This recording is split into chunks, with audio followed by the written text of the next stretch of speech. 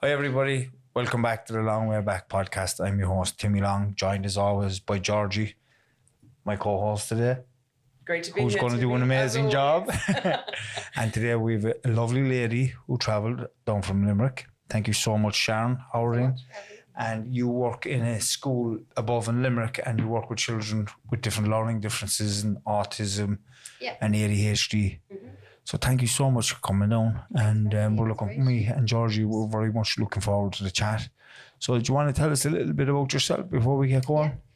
Yeah. I started teaching in 2008. And the first 11 years, I suppose, of my career were working with kids with severe and profound learning difficulties and physical, intellectual. And I suppose even before that, when I was in college, I worked for the HSE doing home help, but it would have been for kids with a child with special needs, very severe. He has since actually passed away. So that's the level of need I was working with for the first couple of years of my career.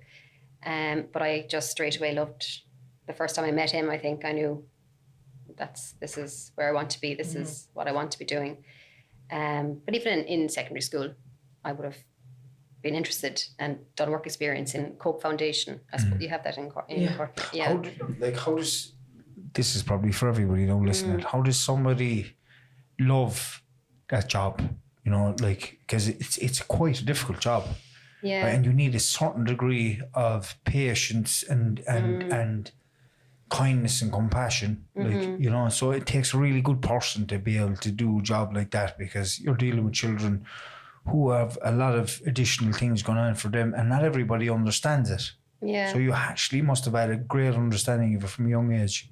I think I was always that way as a child. I was a very sensitive child, I would have had empathy. I would have looked at the world slightly different to other kids my age, you know. I know that now. When I go back through my childhood, I would have, even like my mother reared 7 kids, and I know as a small child I used to be thinking, God, Mom doesn't go out and about, she doesn't go here or there, she's not like other parents, you know, she's so busy, she's at home. And thinking about deep thinking about other people's feelings and their needs, and I suppose compassionate. I would have been always that way. There's no perfect angel child or anything like that, but do you know what I was thinking of when I was thinking about how difficult it must have been for my own teachers, but for me, and I said, how would you be able to cope with someone like me? That's what was going on in my head. I said, fuck, she must be some woman like be able to cope with fellas like me who are just completely disruptive. We're completely misunderstood.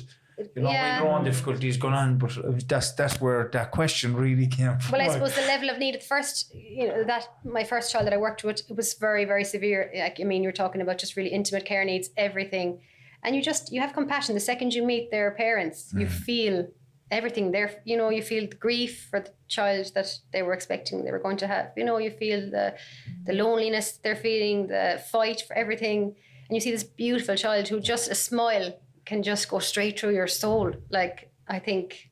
I suppose there are some people who just don't have that natural compassion. Yeah. And I find that actually there's a lot of people who go into this line of work who've had a personal experience, like a sibling who might have had a disability, or a cousin, or, you know, or the next door neighbour, or lived with someone who needed help. Like I lived with Granny for a long time, who needed a lot of nursing and things like that. You know, so sometimes that encourages people to go, because it feels very natural. It feels like a natural way to go, to look after people, to try and help people. And but so yours definitely came from a sort of... Well, I always loved kids. Like, even I suppose when I was 10, when my youngest brother was born, and I just wanted to be his mammy all the time. There you go, yeah. You know, my mother wasn't giving out either. Fighting over who could sing him to sleep in the pram. Just got a crack, you know. Go right ahead. Yeah. So I always thought I'd have, like, I'd say 10 kids. Do you know, everyone? But that's the way life. It is. And I'm lucky. I've got a great one. But I suppose even in school myself, like that, I was a pure messer. Like, I loved school, I loved learning, and all the rest of it. I didn't have any difficulties, but if there was trouble to be made or messing or anything, I was the number one. Like. And why do you think that was? I don't know. I remember thinking, I said this to my friends last week, I remember thinking, God, like that giddy goat, are you up there, you're always messing? And I think, God, why am I so good at home? I help Mum, I do everything. Why am I so bold in school? Do you know? But I wasn't, like, work wasn't an issue, but if there was messing to be had, I don't know. Maybe I was 1 of 7. Maybe I just wanted to Have a bit of crack. Yeah. As they say in Cork. Bit bored sometimes, Yeah. you know. I don't know. I think school should be a bit of crack for kids as 100%. well. It can't be all serious. Of course, Yeah. absolutely. And it's a shame that a lot of them don't feel that way. But am I right in thinking you later ended up? Did you get a diagnosis of dyspraxia? Is that No, right? I just know I have it. Oh, you know you have it. Okay. No, got I it. know I have it. Even in college, I know I have it. Yeah, like say in school, I was very sporty. I had no issues that way. But like when it got to basketball and stuff, like, and you had to learn formulas for this, that, goodbye and good luck. Like, give me the ball and I can score. But asking, like driving, for God's sake, driving here now this evening was. Yeah. Shay was like, "Oh, well done, Mom. You didn't have a melting break." I was like, "I'm proud of you." I was like, "Thanks." Or organization, like I'm still the same. Like ADHD, 100%. If I'm passionate about something, you like this now. I'm working 5 days. I'm working here because I'm so passionate. I was thinking. Big hyper focus on, absolutely. But then, like, ask me to do. If you're my principal, ask me to do my monthly report. Like, and you might get it next year if you're lucky. I have to have my hand up here because I completely relate to you for every year.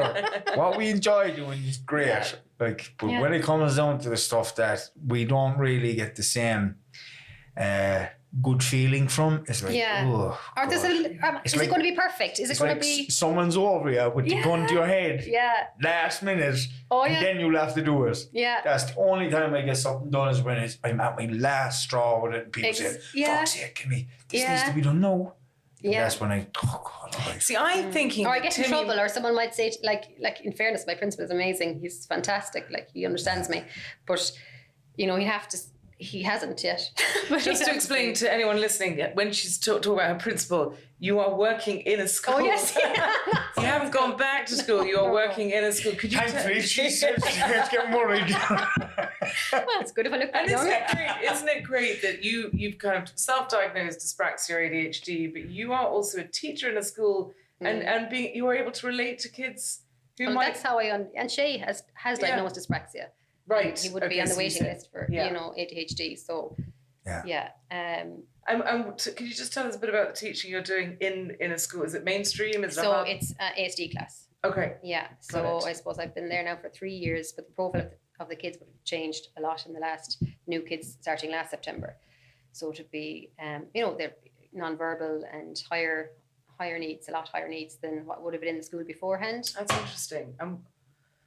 That is interesting because where is it because the more verbal kids with autism are being integrated more into the mainstream schools? I think just whatever way when they opened up the class initially, the kids that were given places would be high functioning, as they call it. I don't know if it's the right or wrong thing to say now, but they would be high functioning. People understand, So, and that's just, and they were in mainstream a lot, spent a lot of time back and forth. And a lot of them would have transitioned completely into mainstream. So they're not in the ASD class anymore.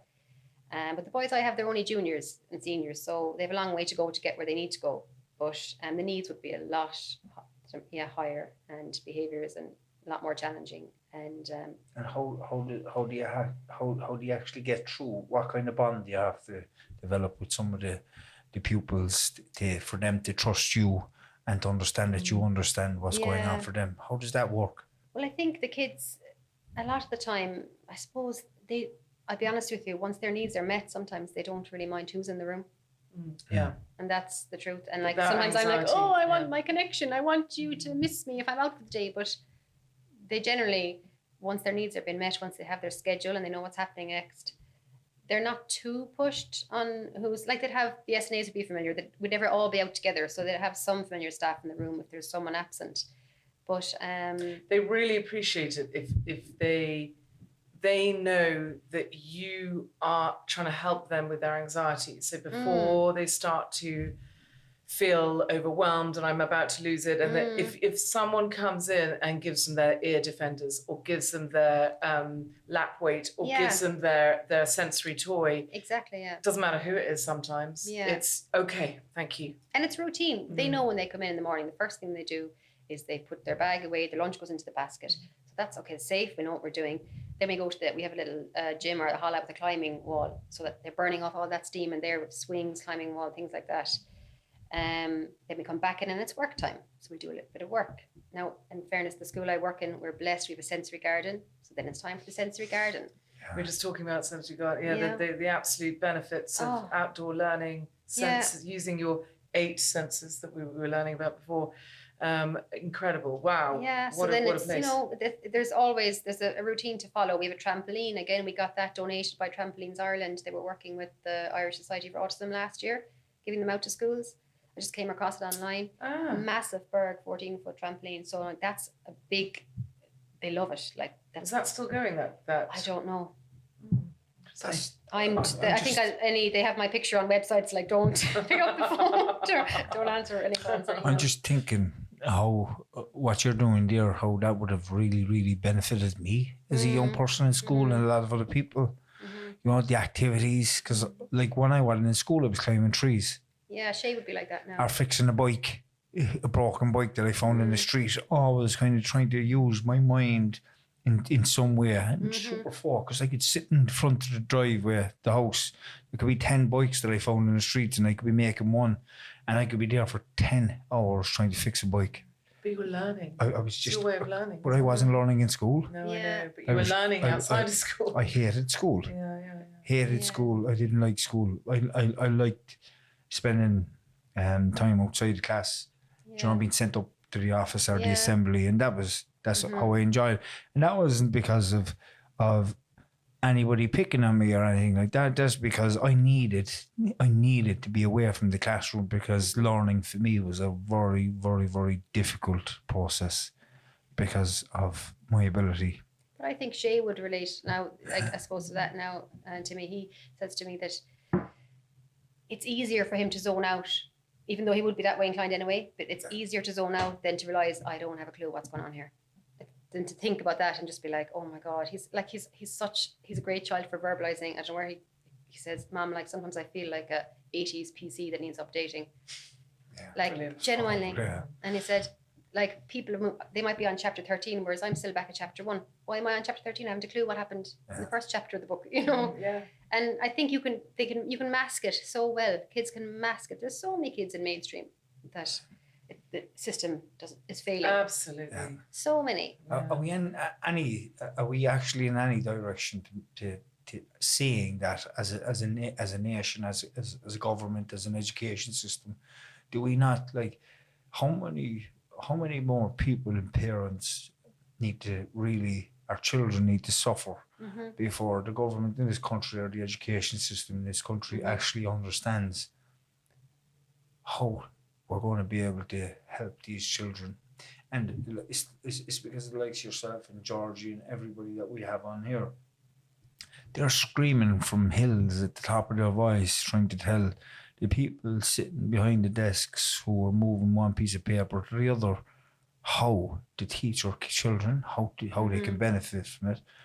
And the researchers there know now at this stage, we need to change the whole education system. Yeah.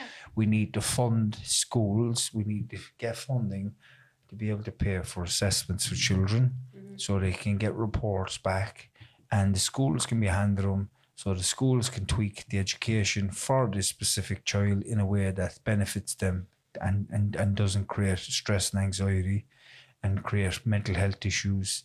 And that's the way it was for me. Anytime I seen a maths question or like, I'm as bad as this. Like, if you're spelling something to me, you have to spell it individually, word, letter by letter by letter. If you say TIMOTHY, it's like I get anxious and I'm lost. But no, because I have a voice, I'll tell you straight up. You have to go back to the start and speak slowly, please. I didn't have that voice before, Sharon. There's so many people who react that way as well. Yeah. Just, that sort of, you can see the anxiety in someone who's finding it really hard to translate what you're saying and put it down on paper. And sometimes, they'll just you write it, or, which is fair enough, 100%. And I tell you, what stuck out about Sharon was you basically kind of had the same view as Timmy, I believe, and just said, "Do you know what? I'm just going to set up my own school. Yeah. I'm going to work in a school and I'm going to work extra hard and set up my own school because actually it's just not good enough." There are some children who need in a completely different environment and they need that one-to-one. And I saw something on Facebook that you had posted about, look, you know, I'm opening this, and you were totally overwhelmed, weren't you, with the response? Yeah. Could you just tell us what happened there? I suppose I've always wanted to do it, to open up my own school. I've always wanted to. My thing was the kids with the very severe and profound needs were getting nothing. I'm all for kids with autism getting everything they get because they need it. But there was no home tuition. There's no early intervention home tuition for kids without autism. Like, how on earth does anyone think that's okay and not discrimination? Up until lockdown and COVID, there was no July provision for kids with Down syndrome or anything else other than autism. Like, why are we giving everything? I didn't know that. I didn't realise that. This is the thing. This is what gets me My God. so cross. Like, I think... Is it because the parents of those, and you can go back onto this, it's just something stuck out to me, is it because of the parents, and I'm not saying this, that kids with, or parents with, who have Down syndrome kids aren't shouting from the top of the hills, but is it because it's so prevalent, the amount of kids that are autistic today, that the government said we have to do this, but they think they're actually after doing all the work and just giving this bit of funding here and a bit of time here to the autistic kids and kids with ADHD, that they're actually, it's like they're forgetting about everybody else. Well, as you say, it's more prevalent, and it's more prevalent, more people banging and making noise, so we'll shut them up. But I suppose, like, an example would be just all the kids, I thought, like, someone would come in, they wouldn't even be able to sit up to me, and they might leave walking with a little Zimmer, and like, you feel as proud as if they're your own.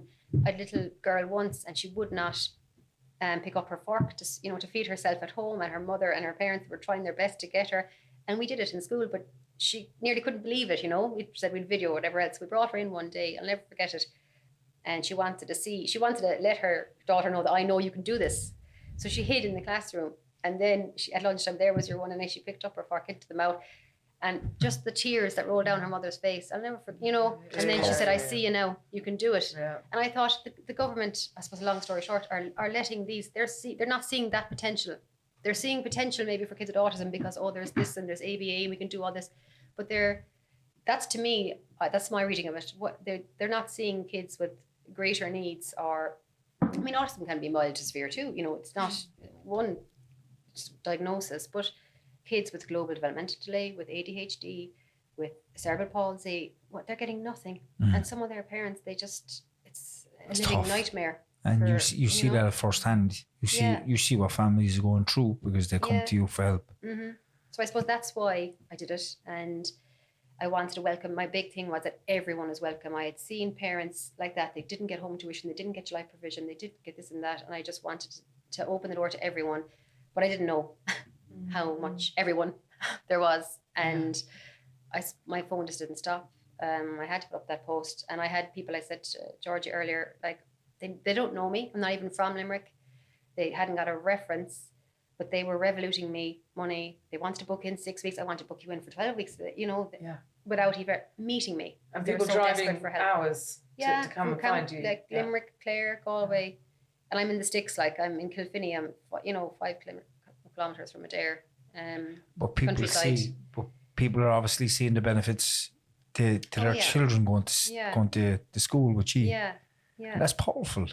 It is. I think, like, the school as well, it's very colourful, very friendly. There's goldfish, there's a tortoise, I was going to ask you about the environment. Like, what's it within the environment?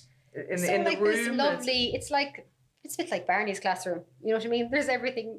There's loads of colourful toys. There's the goldfish. They love the goldfish. They get to feed the fish. There's the tortoise Humphrey. He just walks around doing his own thing, hiding under shelves. Great name. But It is. And I think sometimes even they're like, once Humphrey's there, they kind of feel a bit, everything is just chill. And I think I'm very relaxed with the kids anyway. And it's all about just following their lead.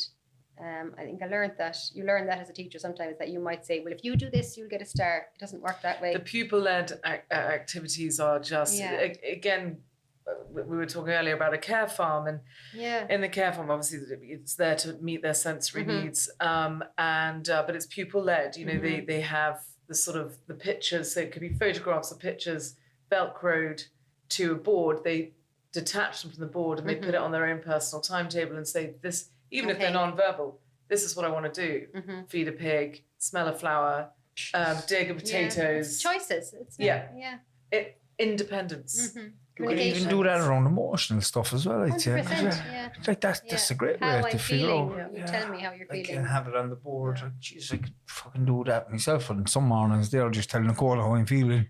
Yeah, call the other. Get some pictures. I'm not talking to you, just pointing up there. Yeah, because sometimes she looks, fuck, yeah, what's wrong with him now? But like if I had something like that, I'd call it, look, there's the board.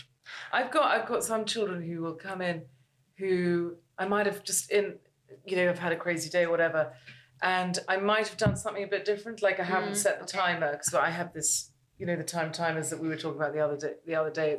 There's no noise to it, but the red just disappears. Oh, okay. So they know how much time they've got and how much they've got left. And a couple of them love their visual timetables. And the other day, I didn't have it up on the whiteboard. He was giving out to me, where's my visual timetable? Oh, gosh, sorry. Yeah. Quickly had to get up there. They do like he needed it. Routine. To help him feel calm. Yeah. Absolutely. So that was my bad. How important is structure and routine to some of the kids? Like they need it every day. It has, I suppose I try to be careful with that too, because life doesn't always work that way. Right. You can go to the supermarket with your parents and whatever, or you can go to the restaurant and there's no table. And I'm trying to help those children be able to deal with that as opposed to absolute meltdown. So there is a great amount of structure. Like I said to you, the day starts the same every day. We do our little things. We go here, we go there. But some days things happen and the trampoline might be pouring rain. We didn't get time to dry it. It's just too wet to go outside today. And we have to be able to just take that off. There's a change and there's something else on top of it. And this is, and I think it's very important too that there's not a dependency on this is how my day has to go. But as long as you communicate it, because it's not reality. That's very important. Yeah. And there might be a fire alarm that suddenly goes off, and they have to be able to try and... they've just been like, their behaviour might have been extremely challenging, and we're not actually getting that today because, you heard this person is caught in their leg or whatever. And you just can't have it today. And they need to understand that too, that, okay, I'm not getting what I want all the time. Consequences. Because, otherwise we're creating a very difficult home life for their parents. Yeah. Because they don't all use the visuals. As you know, Georgie. Yeah, absolutely. With the best intentions, it's not always what works best. Someone might ring on a doorbell, you know, and completely disrupt the after school schedule. Or the parents might have just come back from work and haven't set the schedule. Yeah.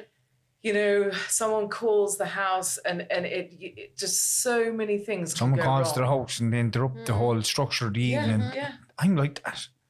I can be like that. Yeah. If I'm at home and one of my brothers called to the house and I'm sitting down the chair and all I needed was to sit down and watch the telly. They kind of zone out and say, fuck's sake, Tommy, fuck off. Do you know? As much as you love him. I love it. But that he'd come in and he'll nearly change my mood then after a while. But even the structure and routine thing, a few minutes ago we were talking about, like I haven't been structured or haven't had routine in my life in the last few months, and I've been kind of hitting a little bit of a wall myself, getting stuck, and it's only now that I'm starting to know it's like I need structure and routine in my life around work, around family, around good, nice things. I said to Nicole there last week, my wife, I said, I feel like I have nothing to look forward to in life at the moment. Do you know? And no, I understand emotional stuff. I'm good, but like I'm saying, we need something nice to look forward. I love doing the podcast here with Tony and Georgie and Donald and Tommy and everybody that we bring on as guests, and that's great. But I need structure, Sharon. Like these kids need structure. I need to know where I'm going in the morning, because if I know where I'm going at 8:00, I know I'll have to be up at 5 to get in my meditation to make my lunch. Yeah. If I don't have that, like I'm going out the door on my horses. I'm not good. Only that. The only reason I'm good, I still know that I'm going to be fine, is because I'm well in myself in that way. I understand how I work, you know. But I can imagine how it is for a child that doesn't understand that. Oh God. Yeah, I mean, Do you there's also, it sort of brings to mind there's a charity called A Place to Be. Again, it's in the UK, and the whole point when they're setting up let me explain. Place to Be is counselling for kids who are having a hard time, and they specifically called it A Place to Be because they said it has to be the same place every week at the same time, because what so many of them lack is consistency and the trust that you will be there in that room at that time.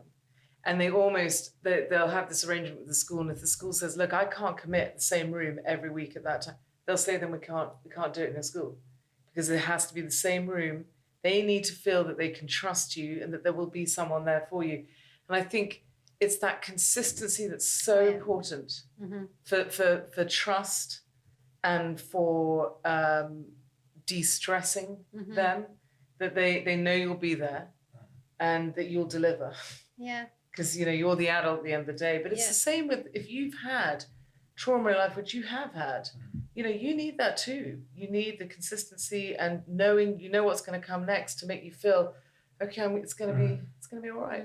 So I remember being like that as a child as well. Like, what do I have to look forward to? What's my next thing? You know, what's my next target? Because I think as well, if you're sensitive, like a highly sensitive child, the world can be overwhelming. You know, of course, and even just you have to take it sometimes hour by hour as opposed to day by day. Even like, you know, there's so many things going on for so many people. And I even think in school, like we all come in, there's 3 staff in the room. Everyone has their own stuff going on in their lives. So we're all coming into this room. It's intense. The needs are intense. And, you know, you need to be looking after yourself too before you step foot in there. Right. Because otherwise, that's very important, sinking isn't ship. it? Yeah. And that's one of the biggest things that I believe in around education and maybe early years as well, crashes and stuff, that people that are teaching our kids who are doing a fantastic job, like their wellness needs to be there as well for the kids, because I think kids can feel that stuff too. Oh, 100%, the energy. Do you know? Pick it up. I think kids can feel something if the adult around them is not doing too well. Kids can see it. And I remember looking back into my own years back when I was destroyed from addiction. I remember my daughter, Georgia, I often catch her looking at me like, you know, and I'd go into my head and I'd say, child actually knows that I'm actually not doing too well at the moment. And I was fortunate that Nicole, my wife, was good, you know, she was always good.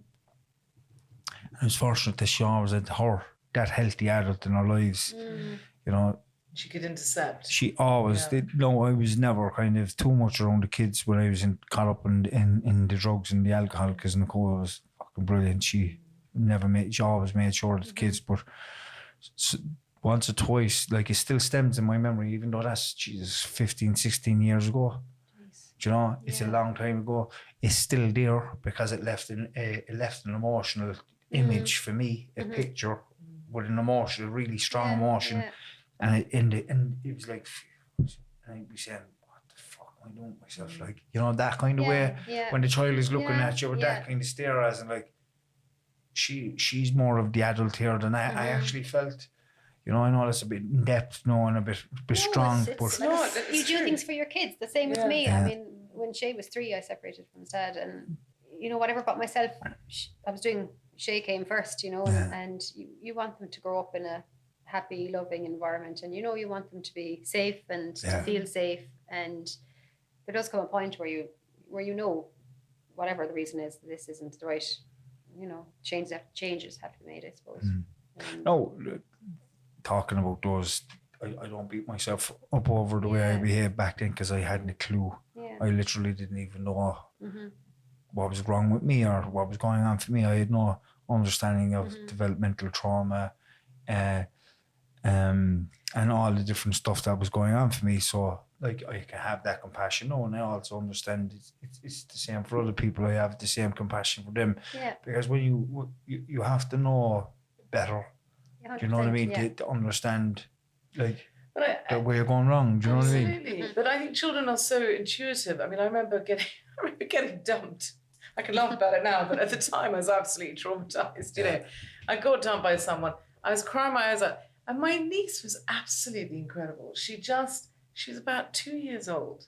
And she obviously could see that my behavior was different. And she would not sort of leave me alone. She felt like she had to be near me and hug me. And it was I was so shocked, taken aback, you know. Kids are fucking. And they're so powerful. But it's also why I think animals, I love the fact you got Humphrey the tortoise and We have 3 Fred dogs, the fish. but Dude, Yeah. we have a dog called Dude, 12 years, and he is amazing. If I could be in the living room crying, having a moment, he could be down in my bedroom on my bed, his safe place, and you'll hear up the hall. It's I up swear after. to God. He knows. Up the side of the house. Can sense it. They know. Dogs are absolutely They'll unreal. just come and sit near you Yeah. and just be And there. lick you. And expect nothing. Yeah, And just lick you. Yeah, lick you. They're there for you. They're there for you. And kids know that. You know, there's also this whole idea that when you stroke some of the animals, like, you know, sorry, was it an alpaca or llama? I can't remember. Banu was saying that apparently if you're, you know, really anxious and you're breathing very heavily, and you might go near, I'm going to say an alpaca because it's easy to say, but you might start to sort of walk with them. Apparently you can change your breathing to be in tune with the breathing of the alpaca and help to make you feel calm. Apparently they're very calming to be around. Do you know what? One of the most powerful forms of therapy out there for children at the moment is the equine. I was just about, Was it? Yeah. We had a when you were talking, I was like, You probably know Joe Slattery. He's a Limerick man. Joe works. Well, we go to Liskennet, is it? We take the kids from school to Liskennet. Is that where you? Could be. Yeah. Joe had his own equestrian there where he's a counsellor as well, and they put 4 or 5 horses into the arena. They'll bring a child in. This is now JP funded. This JP McManus, the Brothers of Charity. Could possibly. Could possibly be it. Oh, it's amazing. Well, he sat here for an hour telling us about the therapy, and I was sitting there and I was absolutely blown away with what this can do for a child. How children will look at the different horses inside in the ring, and the horse might have his head down, and the child would be able to express how they're feeling through how the horse is looking, how portraying, walking, feeling. And I say, whoa, because they'd never be able to have those words. No, it's amazing for themselves. Yeah, but I tell you, it's not only is that an incredibly positive effect, it's also when you are responsible for a horse. So I have a wonderful cousin who for many years, I mean, I was well into our teens, same age, used to give me quite monosyllabic answers. Yes, no, she was born with water retention on the brain. And went to this in school that for 1 year, where you are in charge of a horse. So you have a little bit of English, a little bit of maths. So she'd had terrible experience in education. She'd been to special school, didn't work. She went to mainstream school, didn't work. She's very badly bullied. Went to this place. She was responsible for a horse, so she had to get up, she had to muck out the horse, she had to feed the horse, she had to ride the horse, you know, and she was basically kind of forced in a very lovely, gentle way to become incredibly independent, but also responsible for another living thing. And I'll never forget one term she was in this place called the Fortune Centre, and I remember seeing it at Christmas. Hey, how are you doing? Oh, great. Yeah, great, thanks. How are you? Never had we had this conversation. I was so shocked. And I remember clocking right there, what an incredible effect the right education can have on someone. Jesus. What an incredible... This, you know, and now it's the same thing. We can have flowing conversations. Yeah. But that took 16 years of really rubbish experiences in education to find the right one, working with a horse, getting that independence, and having it's amazing. It is amazing. Do you see similar things happening with the animals above, Sharon? Yeah, we do. They love it. Like, it's just so relaxing. They're just so calm. They just sit up on the horse and they go around the arena twice, and it's just they pick their own horse, and it's amazing. It's just so it's just downtime. You know, it's for them to just relax. Pick their own horse. Because some kids, their brains never stop going. Yeah. They just can't, and they're like tormenting themselves. Like nothing they they want this, they want that, they want the other. They don't know what they want, and they can't help it, and they just need someone to help them quieten their minds and just give their bodies, their head a break to rest. And the regulation. Yeah. The regulation as well. But I think even with all the assessments, even if all the kids were assessed for free, to me, I don't know, still, the system still isn't, because what do they do then? You might have it on paper, but you still have 30 kids in front of you. How do you That's why the training is essential too. We need more people it's working. SNAs. Like at the moment, we have SNAs in school. Their care needs, they're blue in the face from telling us. So feeding, or if they need toileting. But like, what about the kids? Like I used to teach in St. Gabriel's School in Limerick. Special school, amazing school. But the kids there were very severe, profoundly, and life-limiting conditions. So unless they were going to the toilet or they were eating, who was going to help them pick up the paintbrush? Like there's 7 kids in front of you. Who was going to help them turn the page? Who was going to help them with their fine motor? It's such a failure. Like, what do you mean care needs? Like, they can't learn without someone to help them. They can't pick up the book themselves, the toy. They need someone to engage with them one-to-one and, be their arms, be their hands, be their whatever. They're playing ball, kick the ball, be their leg, help them, you know what I mean? Prompt them. So Sharon, do you think there's not enough courses? There's not enough institutions with it? They just don't care. It's 2 SNAs per 6 kids in the class. They do not care what happens after that. They don't care. And they'll probably think that they're doing a good enough job by just applying 2 SNAs. But that's not enough. Like, but 2 SNAs you could need be one the whole day in the bathroom, Timmy, Yeah. toileting 7 kids, one after the other, 3 times a day. You don't even see them. Yeah. That's the reality. So you're in the classroom on your own with 6 kids. Yeah. See, it's That's the possibility in a special school. And each child, you're right, what you're saying, each child needs one SNA with them to get the care and Kids attention they need. with that need, like how can they participate fully if they don't have someone to help them?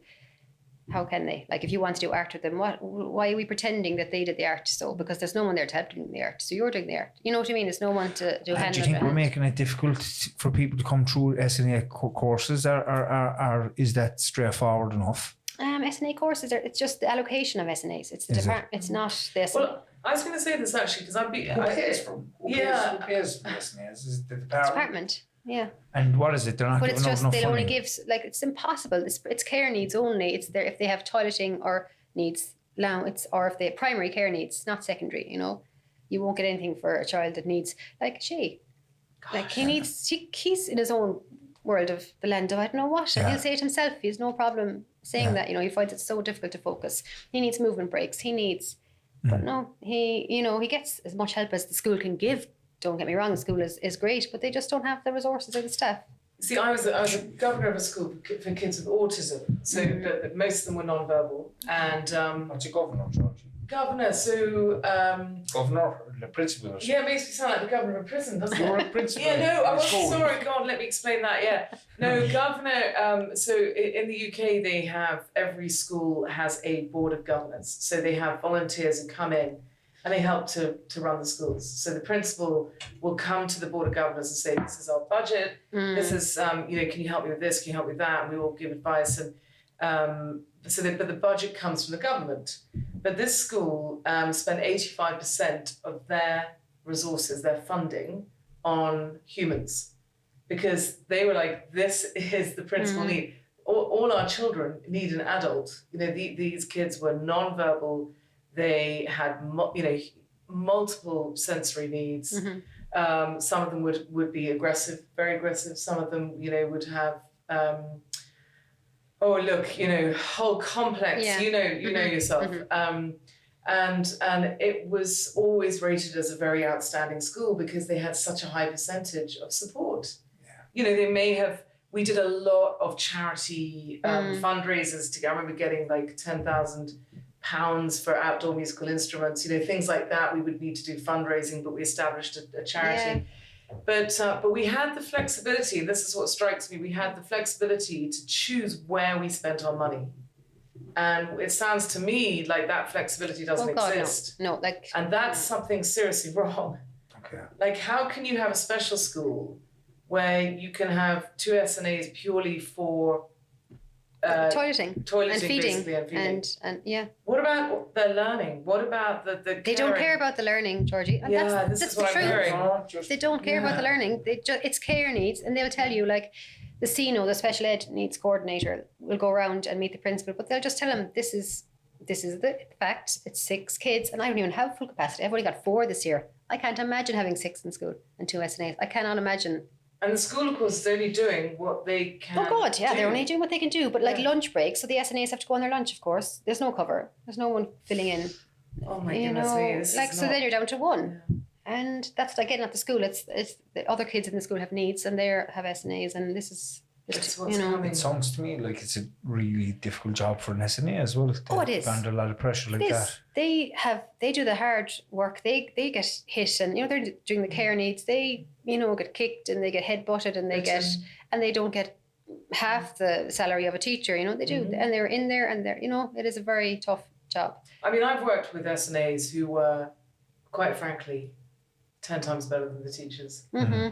Now, that is not to say all of them in any way, shape or form, but they were so dedicated, so compassionate, and so knowledgeable and experienced, yet they were paid, the equivalent of, I don't know, gosh, at the time, like, maybe 18,000 euro compared to the teacher who might be getting paid 40,000. It was really shocking. But even still with July provision, the summer tuition program. So if I did that now, like for the summer, if I said I'll do 1-to-1 with the child, I get €40 gross an hour. They say SNAs can do it too, because teachers don't want to do it because you're not paid until November, which is another joke. Like you work in July, you get paid in November. Yes. And then you're taxed to the hilt because all the, you're getting 2 incomes together. So it's a waste. But anyway, so the SNAs would get, I don't know, whatever, I'm not too sure. Is it 16 now? Is it 17? I'm not too sure what it is an hour, but for the exact same job. Yeah. For doing the same thing. Yeah. That's totally true. It's totally true. Yeah. So why would they do it? Like, you're good enough to do it, but we won't pay you the same, same rate of pay that we pay a teacher. Keep people in the job, And a lot of these people are in it because they're very good people who care. And I think that's why I'm at my school at home. It's 1-to-1 because I know that's what's missing so much in the system. Yeah, absolutely. And you can give that, and it's intense. It is intense, and I think I've learned that now that maybe having 7 kids in the one day, hour after hour, is too intense. But that's, you learn as you go. But there's nothing better than giving a child that time. Like just an example, one little boy who his mum said, oh God, we couldn't take him to speech and language OT because he'll hit them and he gets overwhelmed. But where I could just say, well, I'm just going to sit back now and see what happens and wait for the eye contact, or I'll start doing work at the table. And when you see them, honestly, it just gives me so much joy when he started making his way over to the table. And he'll just sit there and he'll kind of look at you side eye. I'll put a piece in and I'm like, oh, it's my turn. And I'm like, don't look at him. It's when they come out when there's silence, and then they come over and they might show you, I don't know, like a screen or something. Yeah. And that's their way of inviting you in. Yeah. Like, you're just doing your thing. You're not bothering them. That makes them feel nice and calm. Let them do what they want to do, and then... Because there's no point in doing anything else otherwise until they have that connection, until they trust you, until you get to know them, It depends on the child. Like some kids could come in the first day, but kids with autism especially, to me, and they're just like, goodbye, good luck to the parents. Like, they've never seen me before, they've never met me, but the place looks nice. See ya. Yeah. And then other kids, as you know, George, it'll take a while. It takes them. They're sussing you out. They're sussing the place out there. They want to be in control, and you want to give them that control because they have so little control in their life. I've got a big box of sensory toys just on the side when they walk into the room, and you can see them clocking it the minute they sort of walk in. What's that? Look around, and then most of them will end up going to that sensory box and pick something out of it, and then you might end up talking about it or whatever. And it's okay, Yeah, a natural there's a natural flow. There's no time pressure. There's no other kids that are demanding. There's nothing going on in the background. There's no roaring, shouting. There's no. So I have the sensory room with a swing, so they all just go straight in there. So I think sometimes the parents are like, are they in there? All the time for the last hour? So tell me about some of these. So I have a class. So first of all, I suppose I feel like it's not even, I'm renting my home in Limerick. My landlord is like an earth angel. I think I approached him with this idea, and like it was COVID times, and the next thing was he was building a school for me at the house. And it's called Hill View. Sorry, Eden Hill was actually a school I worked for. It's because it's got Hill in it. Hill View Schoolhouse. Yeah. And so I have the classroom and the sensory room. So you come in the door first, and it's the classroom, and then you go right, and there's a swing, and there's a bubble wall, you know, a nice calming room, and then there's another door off that again, which has been worked on now. We're doing a ball pool, and you know, love it. so it's kind of like an L shape, but it's you know, every door is another magic. There's something nice in every room, and it's just inviting. We've got like a big colorful Elmo. You know, it's just. They want to be there. They want to come in, and they love it. The pressure is off. It's different. It's different to school. Like it's completely different. And they do. I have targets. I work with the parents. Well, what do you want? What do you think? What do we think is attainable? Where are we at?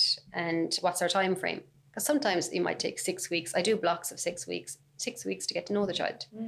But some kids now have been with me since I opened. You know, same, yeah. You know, so and in a way, like the parents, they start to see the progress. You don't. You know, a lot of them won't even say to me, you know, how do you think they're doing, or you know, they just the feedback starts coming back from the school that they're calmer, happier, learning for whatever it is, whatever to, you know, and.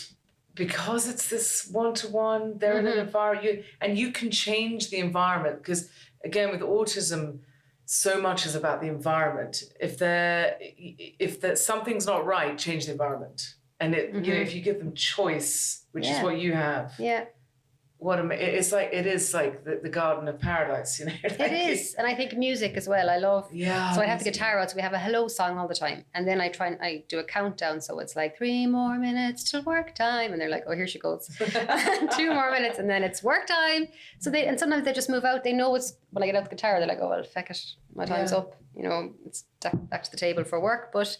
Well, there's that routine again. Yeah. You know, yeah. Instead of just being told you're given time. And some of them just love the music, and it just gets them into a relaxed, you know, state, and then they know what's happening through a nice little song as opposed to go on, get out there now, we're doing work, you know.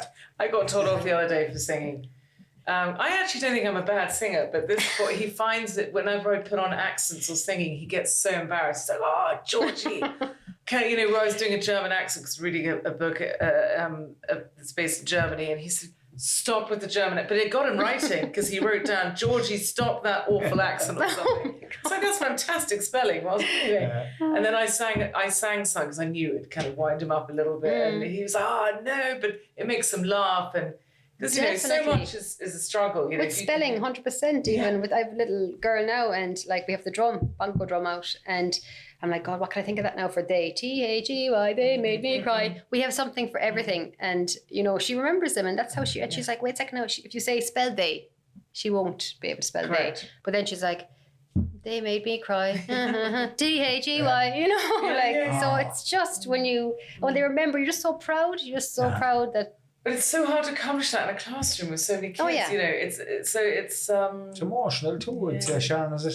Oh, it is. It is. I'd be a big softie in that way. I don't see that change. I'd be probably bawling watching a lot of the development of the kids because of you know, just seeing where they were and seeing the change, you know. Especially kids, but I suppose back along in my career as well, where they were like that, just lying like little babies on the ground when they came in. And then to think, I remember the first time a little girl sat up, I think we all cried, myself and the SNAs, because we did physio every day. We had a program, you know, how to do encouraging her to sit up and different things. And the first time she just sat up, our mum said, I went into her room, she was sitting in the cot. You know, for some parents, that's a major, it's huge. One of the, you know, or if the picking up of the spoon or being able to feed themselves, they're such huge things for parents. And I think we just take them for granted. So isn't it nice to, it's just think it's so good to give back when you have your own child so healthy and so well. And, you know, obviously we have, you know, issues. Everyone has something, but in the great scheme of things, doing fine and managing fine. And blessed. We're blessed. Truly you blessed. just feel it. You feel, I suppose, the grief. Like it's a different world of teaching, and I think it's very important for anyone going into special class to know that before they win. It's not mainstream teaching. It's a different world. And it's not this, it can't be clinical. It can't be, I'll talk to you this way. You have to be a bit more available to parents. Well, that's how I work, and I won't change. Like I have to, they ring me, they need to, if I'm cooking dinner, I won't answer. If I'm busy, I won't. But I'll always make sure to get back to them. Yeah, 100%. You know. That means a lot to people as well. Yeah. They just, Sometimes you're a counsellor, sometimes you're, you know what I mean? Like you're just listening because they're going through a lot and they need support. When I was in my early 20s, so actually probably 19, I went to work in a Romanian orphanage for a summer. And they put me in 2 sections. They put me in a section for the kids with additional needs and the babies with additional needs as well. And I was so young and I was so innocent, and it was run by Mother Teresa's nuns. So she said, you'll be working in here, and it was quite matter of fact, you'll be working here. And I walked in, and it was sort of Romania. We're talking, I guess 25 years ago. I'm trying to work out how old I am. There's a boy with his hands tied behind his back because he was, trying to break his self-harming. His twin sister who'd been diagnosed with schizophrenia at the age of 2.5.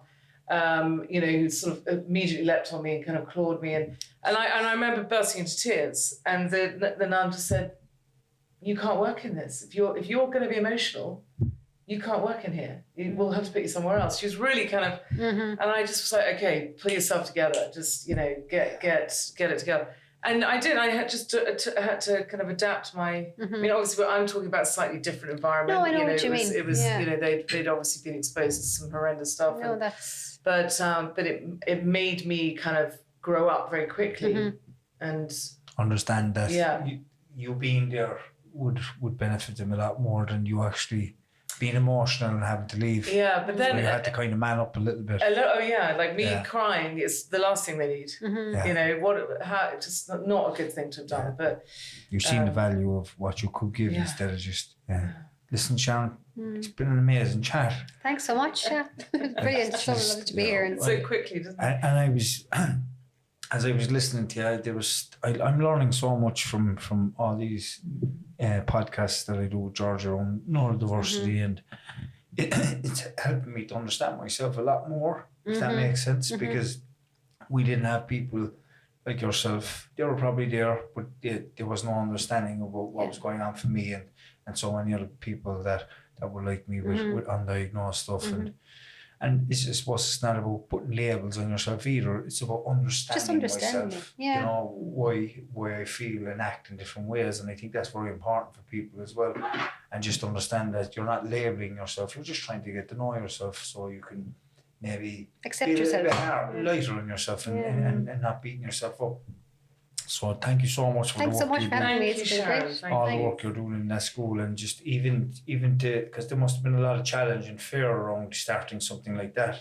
And even for you to just go through that and do it and everything else you're doing Saturday in your own school. She works 9 to 5 on Saturday, as well as all the work in. That's powerful, like. And after school. I get a lot from the kids too, so it works both ways. I get a lot of joy and healing even from them being there. It works both ways.